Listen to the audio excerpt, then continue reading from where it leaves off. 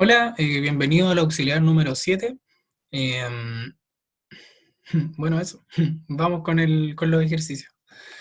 Em, ya, el P1 sea el siguiente problema de maximización que está ahí. Lo primero es graficar el conjunto factible y luego transformar el problema a uno en forma estándar o canónica. Ya, para mí, forma canónica y estándar es lo mismo, pero parece que hay literatura que los diferencia. Así que, para efectos de este curso, todo considérenlo como forma estándar, ¿ya? Eso. Ya resolví, o sea, ya lo grafiqué, no lo quiero graficar de nuevo porque ya, eh, ¿cómo se llama esto? Eh, Porque nos vamos a demorar mucho y es mejor que lo vean como quieran y lo pueden hacer ustedes mientras ven el video. Le ponen pausa y lo hacen. Pero así queda el gráfico, ¿ya? Y la recta roja es la que sale la restricción x1 más x2 menor o igual a 3. Aquí estos son los puntos 3,0 y 0,3. Y como tiene que ser menor o igual está para abajo. Y la recta azul es la de 2x1 menos x2 mayor o igual a 0, ¿ya? Que también apunta para abajo. Y los puntos extremos son la intersección de las restricciones, que serían 0, 0 y 1,2, ¿ya? Y eso. Bueno, y si se dan cuenta, el poliedro es no acotado, porque se extiende hasta el infinito en x2 negativo. Y eso.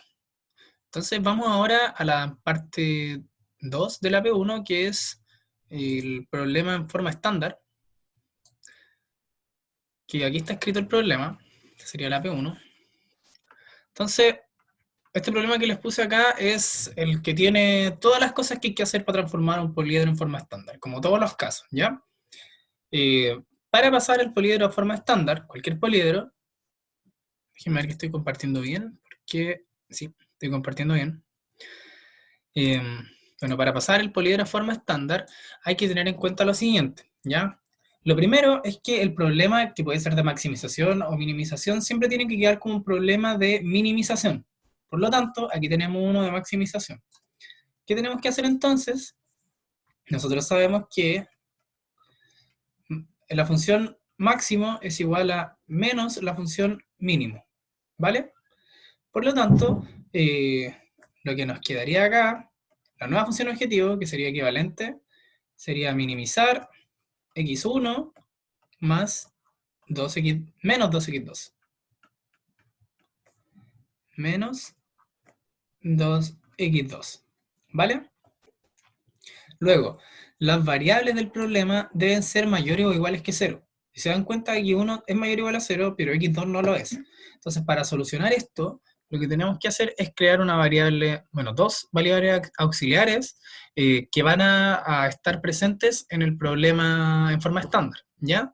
Estas variables van a ser mayores o iguales que 0 y nos van a permitir capturar la parte positiva y negativa que puede tener x2, ¿ya? Entonces vamos a decir que x2 va a ser x2 más menos x2 menos con x2 más, x2 menos, mayores o iguales que 0, ¿vale? Entonces lo que vamos a hacer es que en el poliedro, en el problema original, o sea, en el problema en forma estándar, x2 no va a estar y van a estar estas dos variables, que son positivas, ¿ya? Y bueno, finalmente es que las restricciones deben quedar como restricciones de igualdad, ¿ya? Para esto vamos a introducir algo muy importante de los poliedros en forma estándar, lo que son las variables de holgura, ¿ya? Que al igual que en el caso anterior, en este, donde está x2 más y x2 menos, aumentan la dimensionalidad del problema, ¿ya? Y nosotros vamos a utilizar esas variables de otras dimensiones para calcular la solución óptima más adelante, cuando tengamos que hacer simplex, pero por ahora nosotros tenemos que pensar que vamos a trabajar ahora en un poliedro de más dimensiones, y cuando queramos volver al poliedro original, desde un punto solamente tenemos que capturar las partes como que son del poliedro original que están en el nuevo problema, ¿cachai? Por ejemplo, si nos va a quedar en el poliedro original la variable x1, en este caso sería igual al poliedro en forma estándar el mismo valor, ¿cachai? Tomaría el mismo valor. Eh, y en el caso de x2, vas a tener x2 más y x2 menos en el poliedro en forma estándar, y podéis pasarlo a x2 en el poliedro original solamente reemplazando los valores que están acá. ¿Ya? Esto de acá. Ya, pues entonces, como nosotros queremos que todas las variables sean positivas, vamos a introducir variables de holgura que van a ser positivas, ¿ya? Y esto va a ser por cada restricción. Por lo tanto, si yo tenía acá, esto es un ejemplo, si yo tenía x1 más x2 menor o igual a 3, yo ahora voy a incluir en esta suma una variable de holgura que va a ser positiva, y como yo soy menor o igual, quiero alcanzar algo, le voy a sumar algo positivo. Entonces el coeficiente que va a acompañar a esa variable de holgura tiene que ser positivo. Por lo tanto, debiese quedar así. Más x3 igual a 3. Entonces esta variable de holgura va a capturar el valor que es necesario para llegar a esa igualdad, ¿ya? Luego de esto, el problema finalmente nos va a quedar así, como lo voy a anotar ahora. Nos va a quedar como el mínimo de x1 menos 2x2 más x2 menos. Más 2 por x2 menos. ¿Vale? Y también hay que hacer estos cambios en las restricciones. Vamos a tener que x1 más x2 más menos x2 menos, y aquí tenemos que incluir la variable x3 que les dije antes, más x3, y todo esto tiene que ser igual a 3, ¿ya? Ahora para la segunda restricción vamos a tener casi lo mismo. Ahora nos queda x2 más, aquí también era un más, más x2 menos, y acá tenemos que introducir otra variable de holgura, ¿ya? En este caso, nosotros acuérdense, estamos incluyendo variables que son positivas, y aquí tenemos un mayor o igual a algo y queremos alcanzar la igualdad. Por lo tanto, queremos restarle algo positivo. Entonces, el coeficiente que va a acompañar a esta nueva variable, que va a ser x4, tiene que ser negativa. El coeficiente tiene que ser negativo. Eso. Y bueno, todas las variables son mayores o iguales que 0.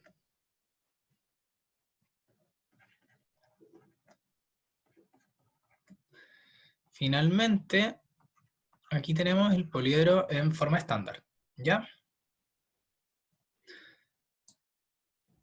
Eso. Entonces ahora pasemos a la P2. Vamos a tener acá la P2. Y lo que tenemos que hacer en la P2, vamos a esta cuestión.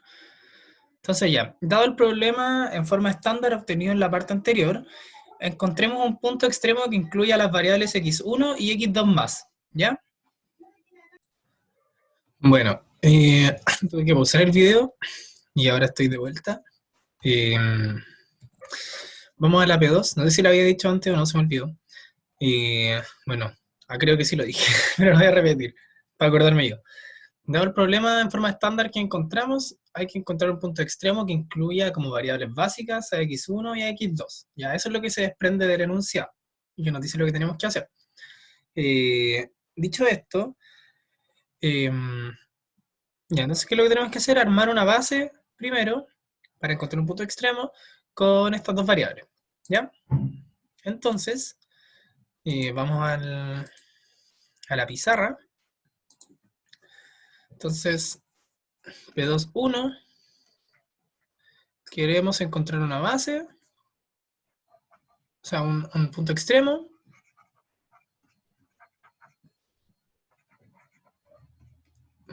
o solución básica factible, que incluya x1 y x2. X2 más. Y aquí, paréntesis, como variables básicas. Ya, pues, entonces, ¿qué es lo que tenemos que hacer? Nosotros tenemos que armar una base B que va a tomar, a ver, aquí voy a hacer un mini resumen en verdad antes, no estaba seguro si hacerlo o no, lo estaba pensando, pero creo que es lo mejor. Nosotros podemos descomponer la matriz A como una base, una parte básica y una parte no básica, ¿vale? La parte básica es la que tiene las columnas que son linealmente independientes y que son de rango completo y que me forman una matriz cuadrada y que es invertible, y que con esa matriz yo puedo calcular un punto extremo de esta forma, de la forma xb, que va a ser igual a la inversa de la base por b, ¿ya? Y la matriz n contiene las columnas que están asociadas a las variables que son no básicas, ¿ya? Otra cosa importante, ¿qué significa que sean no básicas? Que no están, bueno, dentro de la base, y para efectos simples de todo esto, las variables que son no básicas, en un punto extremo o en una solución básica factible, son estrictamente cero, siempre son cero, ¿ya? Entonces, ¿cómo llegamos a esta fórmula que tenemos acá? Vamos a decir que en el fondo el vector x puede representarse como las variables básicas y las variables no básicas, ¿ya? Entonces, si x igual a xb, xn es punto extremo, entonces se debe cumplir que ax es igual a b, la parte básica, la parte no básica, la parte de las variables básicas y las variables no básicas, ¿ya? Si no les quedó claro cómo se forma B, B son las columnas de la matriz A que están asociadas a cada una de las variables básicas, ¿ya? Por ejemplo, si, bueno, en este caso nos piden que x1 y x2 más estén en la base, entonces yo tengo que tomar los coeficientes que multiplican a x1 y a x2, y así formo la base. En este caso, en modo de ejemplo nomás antes de continuar, vamos a tener que la base, si tomamos a 1 y 2 más, va a ser 1 y 2, porque x1 aquí está multiplicado por 1 y aquí está multiplicado por 2, y x2 más está multiplicado por 1 y por menos 1, entonces esta sería la base, a la cual tenemos que calcularle la inversa y todo más adelante. Ya, pues entonces, volviendo a esto, para cachar cómo llegamos a esta parte de acá, si nosotros como que despejamos esta cuestión, nos va a quedar bxb más mxn. Y acuérdense lo que les dije antes, las variables no básicas siempre, pero siempre son cero, ¿ya? Lo que ocurre con las variables básicas pueden ser cero, pero también puede que no, pueden ser positivas, ¿ya? Pero las variables no básicas siempre son cero. Las básicas pueden ser cero o cualquier otra cosa que sea mayor que cero. Entonces esto de acá es cero. N por xn. Xn son las variables básicas y nos va a quedar que bxb es igual a b, ¿ya? Por lo tanto, como les dije antes, la matriz B es cuadrada, es linealmente independiente, de rango completo, cumple todas las cosas bonitas, y además pasa que su determinante es distinto de cero. Como su determinante es distinto de cero, entonces la matriz B es invertible, ¿ya? Por lo tanto, puedo multiplicar por la inversa de B a ambos lados, y nos va a quedar la inversa de B por xb igual a la inversa de B por B. Y esto de acá es la identidad, por lo tanto, con esto tenemos que xb es igual a esta cuestión que les puse arriba, a esto de acá. ¿Ya? Entonces, con todo lo que les dije, acuérdense, las variables no básicas son cero, y las variables básicas pueden tomar valores mayores o iguales que cero, y nosotros queremos encontrar un punto extremo, ¿ya? Punto extremo, una solución básica factible, ¿ya? Las soluciones básicas factibles y punto extremo nacen, por así decirlo, o son referenciadas desde una base anteriormente, ¿ya? Entonces, ¿qué es lo que tenemos que hacer aquí para encontrar este punto extremo? Que incluya las variables x1 y x2 más. Entonces, esto lo que nos dice es que las variables x1 y x2 más son básicas, ¿ya? x1 y x2 más son básicas, y por lo tanto, dado que tenemos dos restricciones, y la matriz tiene que ser cuadrada, por lo tanto tiene que agarrar dos variables solamente, el resto de las variables, que serían x2 menos, x3 y x4, son no básicas, ¿ya? Y como son no básicas, x2 menos, x3 y x4 valen 0. ¿Vale? Entonces, ¿qué es lo que nos queda? Averiguar cuánto valen. Hoy déjenme ver que esté compartiendo. Pensé que estaba compartiendo otra cosa, nada que ver. Eh, las variables x1 y... Ay, pues me perdí. Las variables no básicas son 0, lo que nuestra incógnita es saber cuánto valen los puntos x1 y x2 en el punto extremo que está formado por la base que incluye esas variables. ¿Ya? Entonces, ¿cómo lo calculamos? Con esto que está acá, que les expliqué cómo se obtenía. Entonces vamos a tener que xb, y xb en el fondo es xb1 y xb2, donde esto es x de la primera variable básica y x de la segunda variable básica, y vamos a decir que x1 es la primera variable básica y x2 es la segunda variable básica. Esto es orden, ¿no? Ay, ¿qué hice? Esto es orden para ser como coherentes con lo que estamos haciendo, por eso ponemos la primera variable básica 1 y la otra 2 más, pero podrían ser al revés, no es relevante eso. ¿Ya? Entonces, esto va a ser la inversa de b por el vector b. ¿Ya? Entonces, ¿qué es lo que tenemos que hacer? Nosotros habíamos dicho que antes arriba habíamos puesto cuál era la matriz b con las variables 1 y 2 más como básicas.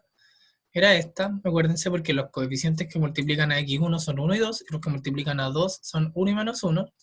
Por lo tanto, b sería 1 y 2 y 1 y menos 1.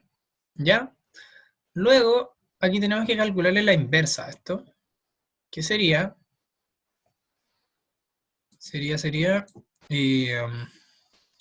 cuando es de 2 por 2 es 1 partido en el determinante, por la adjunta de la transpuesta, que sería menos 1, menos 2, menos 1 y 1. Sería igual a menos un tercio por esta cuestión. Y luego tendríamos acá un tercio, 2 tercios, un tercio y menos un tercio. Ya, entonces, aquí tenemos la inversa de b, y podemos calcular las componentes básicas del punto extremo, es decir, los valores que van a tomar x1 y x2 más, como esta multiplicación de matrices.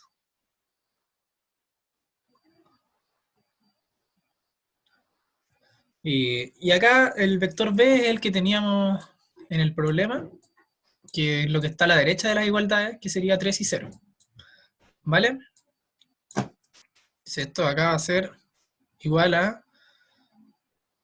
perdón, no es igual a nada todavía. Se multiplica por el vector b, 3, 0, que, bueno, en el fondo es multiplicar 3 solamente por la fila, la primera columna. Entonces sería el vector 1, 2. Por lo tanto, en el problema en forma estándar, vamos a tener que el punto extremo es x igual a x1, que es la primera componente del vector de variables básicas, 1, después x2 más, 2, y después las variables no básicas, que serían 0, para x2 menos, para x3 0 también, y para x4 0. Ya, y ahora volvamos a lo que estábamos antes. Pues yo les decía que teníamos, o sea, para trasladar los puntos que obtuvimos en el problema en forma estándar, los podríamos traspasar al problema en la forma original solamente tomando lo que nos servía, que son estos tres primeros elementos. Tenemos que era x1, x2 más y x2 menos. Entonces, en el problema original, vamos a tener que x1 vale lo mismo que en el problema en forma estándar. O sea, x1 vale 1. Y x2 va a valer igual a x2 más menos x2 menos. Y nosotros sabíamos que esto era 0. Y sabíamos que x2 más era 2. Por lo tanto, esto es 2. Y si volvemos ahora al gráfico, tenemos aquí mismo el punto que les decía. Está demorando un poco en cargar. Aquí está.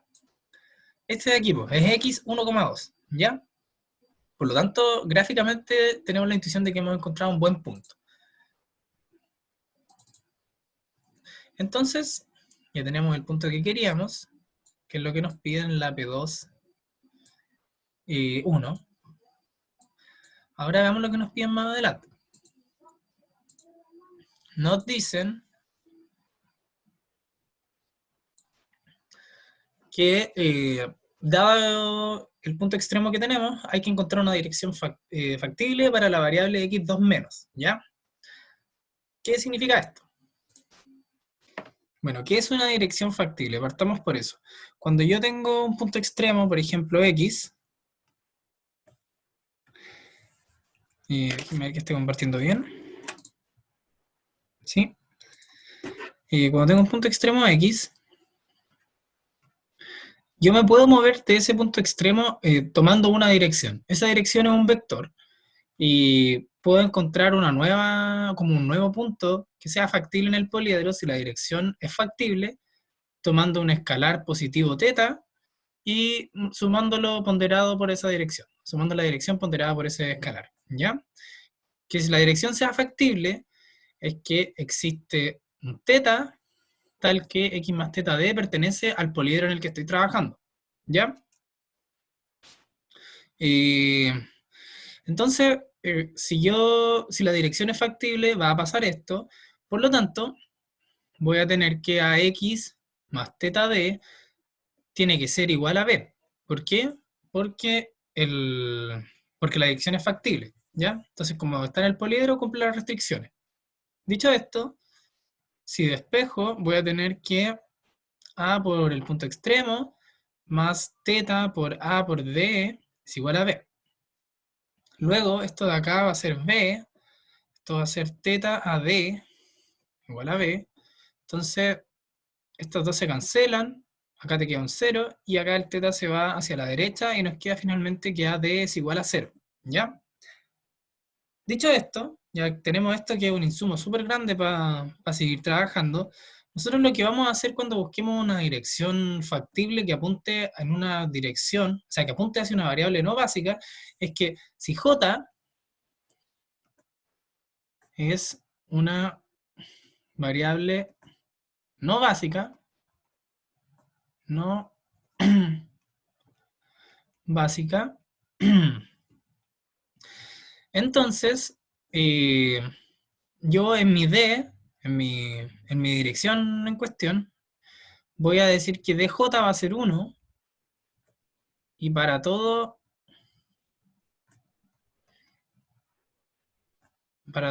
i tal que DI es, no tal que, no es tal que DI, es tal que XI es no básica, DI tiene que ser 0. ¿Ya? ¿Qué es lo que estoy haciendo acá? Es que yo voy a moverme en dirección tal que una variable no básica aumente su valor, deje de ser 0, por lo tanto, deje de ser básica, y el resto de las variables no básicas se mantengan igual, ¿ya? ¿Por qué? Porque al final el punto extremo le voy a estar sumando x más θ por un 0, ¿ya?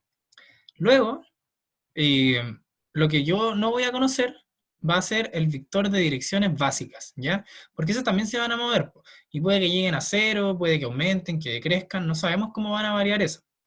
Eh, entonces, lo que nosotros queremos saber ahora es encontrar este valor.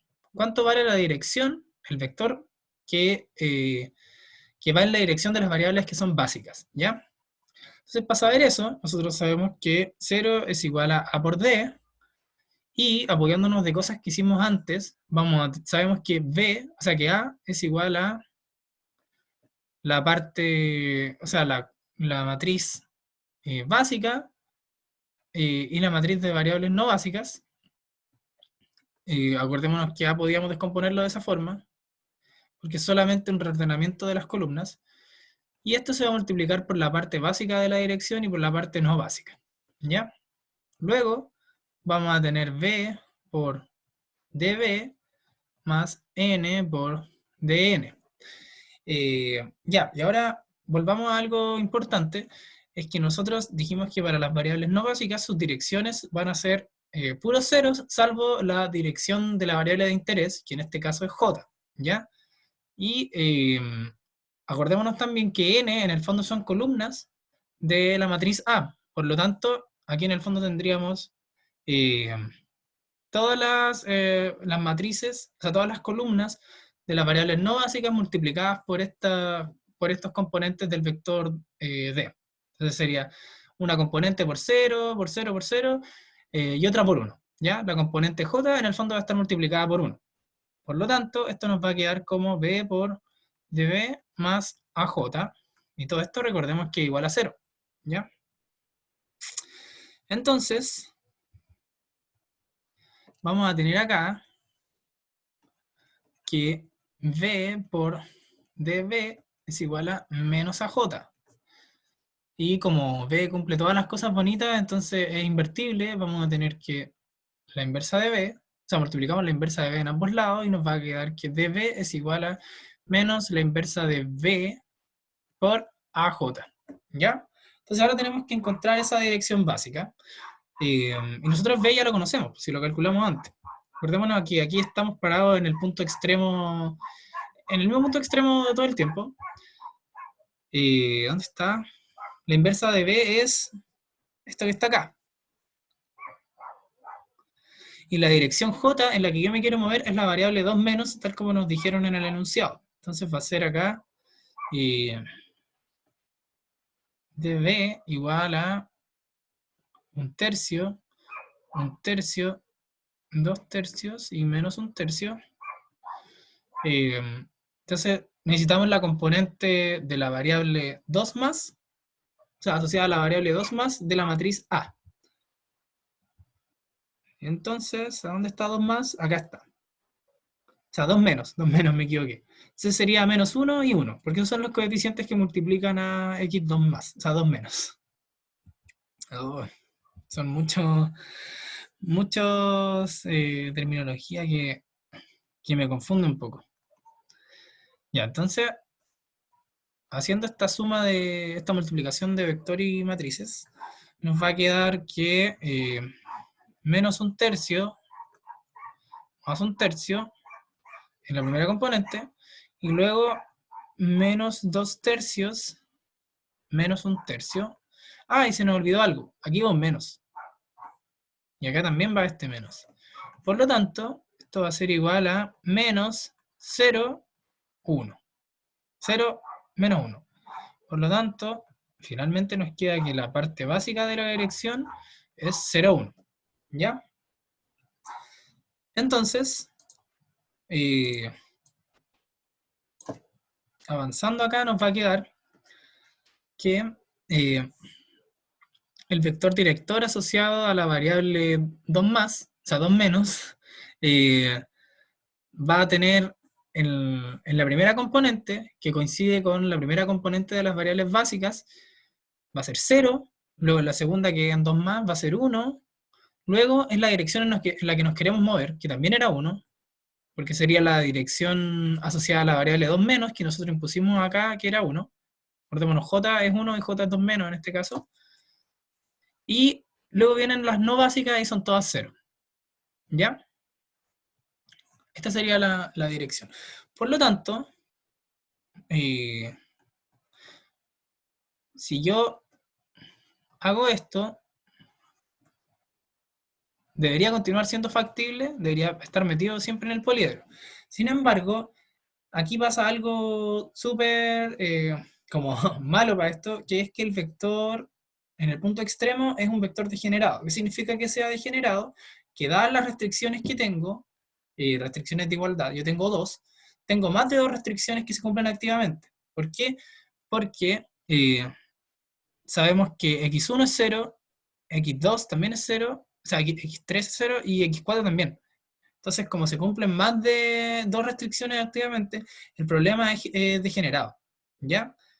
Entonces, ¿eso en qué nos perjudica? Que cuando el vector es degenerado puede que de repente encontremos direcciones que son realmente son infactibles a pesar de que las calculamos adecuadamente de forma, o sea, teóricamente de forma adecuada.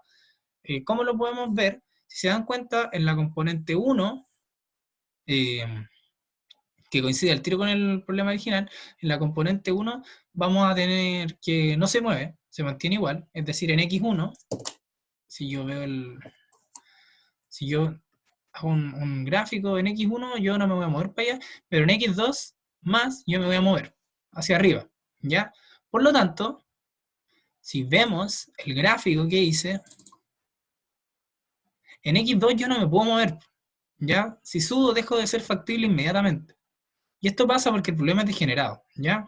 Puede que ocurra con otras direcciones, puede que de repente también una dirección sea negativa, ¿ya? Y que sea negativa justo para el vector que es, o sea, para la variable del punto extremo que es no básica y que quiero cambiar, ¿ya? Y eso haría que deje de ser factible inmediatamente, ¿ya? O sea, perdón, no es para la dirección que quiero cambiar, porque ese es siempre uno. Pero si una de las variables básicas es 0, puede que me quede apuntando en la dirección de forma negativa e inmediatamente deje de ser factible porque me quede negativa. Eso. Sorry si suena muy enredado. Por lo tanto, bueno, aquí encontramos la dirección, pero no nos apaña todavía. Entonces, continuemos, veamos la parte C, que sería esta. Se nos dice, encuentre una dirección factible para la variable no básica x3 y encuentre otro punto extremo en esa dirección. Argumente sobre las diferencias en 2 y 3. ¿Ya? Entonces, ahora que ya sabemos cómo se calculan las direcciones extremas, solamente tenemos que calcularlo para el vector x3. ¿Ya? Voy a continuar acá, la parte C. Entonces nosotros sabemos que, como les dije antes, db es igual a menos b elevado a menos 1, la inversa de b, por aj. Y aquí j es igual a 3, por lo tanto dj tiene que ser igual a 1, d2 menos tiene que ser 0 y d4 también es 0, ¿vale? Bueno, y las direcciones de 1 y 2 más son incógnitas nuevamente, porque aquí estamos buscando otra dirección, ¿vale? Entonces, vamos a decir que db va a ser igual a menos la matriz que teníamos antes, que era la inversa de db, esta que tenemos acá, sería un tercio, 2 tercios menos un tercio, un tercio, 2 tercios y menos un tercio, y todo esto multiplicado por la componente, o sea, la columna AJ de la matriz A, en este caso sería la columna A3, así que busquémosla, si no me equivoco es un 1, 0, ¿ya? X3 es 1, 0, porque en la primera restricción el coeficiente que multiplica X3 es 1 y en la segunda restricción es 0, porque no está. Así que quedaría así. Vale, luego de esto, ahora lo que nos queda es tomar menos un tercio y 2 tercios.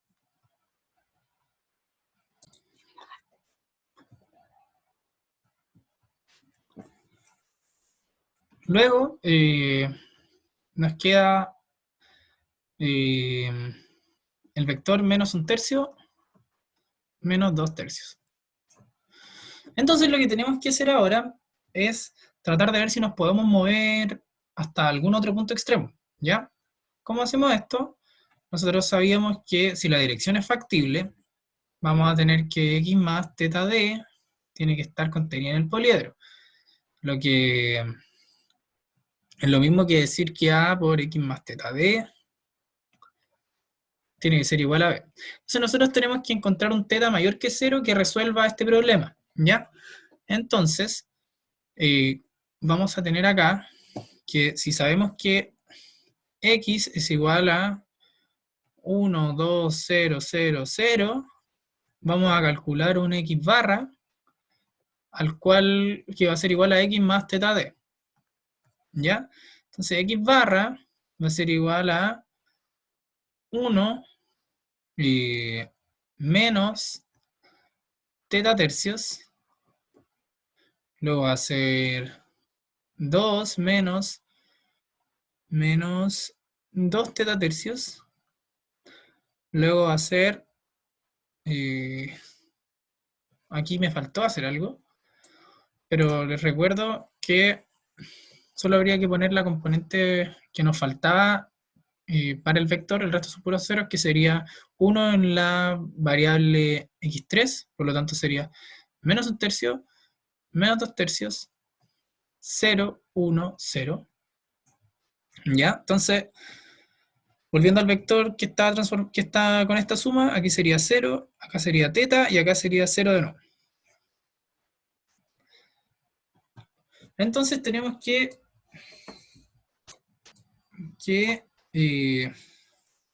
como les dije antes, calcular el teta tal que A por X barra sea igual a B. ¿Ya? Y de la forma que nos va a quedar, ¿dónde está el A acá? Hay que buscar el A primero. A es 1, 2, 1 menos 1. Oh, está muy largo esto. A es igual a 1, 2, 1, menos 1, 1, 1, 0, 0 menos 1. Creo que era esto. A ver, claro. Menos 1, 0, 1, 0, 0 menos 1. Ya, estamos bien. Entonces, esto es A. Por lo tanto, lo que hay que hacer acá es multiplicar ese vector. 1, 1, menos 1, 1, 0. 2 menos 1, 1, 0, menos 1. Con el vector x barra, que sería igual a 1 menos teta tercios, 2 menos 2 teta tercios, 0, teta, 0, tiene que ser igual a b. Por lo tanto, vamos a tener 1 menos teta tercios más 2 menos 2 teta tercios, menos 1 por 0, más teta, 0 por 0, y todo esto tiene que ser igual a b1, y b1 era 3, creo, ¿no? Efectivamente, b1 es 3 y b2 es 0. Entonces, esto va a ser acá 3. Luego, vamos a tener acá 2 por 1 menos teta tercios, menos 2 menos 2 por teta tercios. 1 por 0, 0 por teta, 0 por menos 1, y todo esto tiene que ser igual a 0. Vale, entonces, si no me equivoco, creo que en la de abajo cualquier teta resuelve esto. ¿Por qué? Porque nos queda 2 menos 2 teta tercios, menos 2 más 2 teta tercios. Entonces, esto de acá se cancela todo y se cumple siempre para cualquier teta, esta restricción. Sin embargo, en la de acá necesito un teta que funcione, ¿ya? Entonces nos va a quedar 3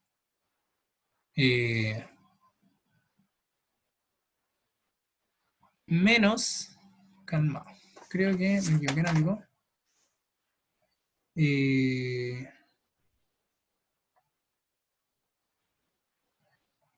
Sí, acabo de cachar.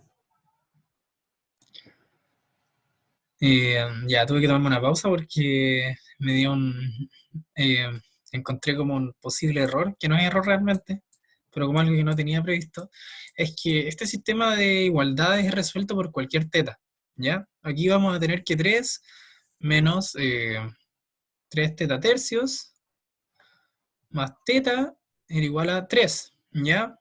Pero esto en el fondo era 3 menos teta más teta y los tetas se cancelan, me queda 3 igual a 3, entonces cualquier teta iba a resolver el problema.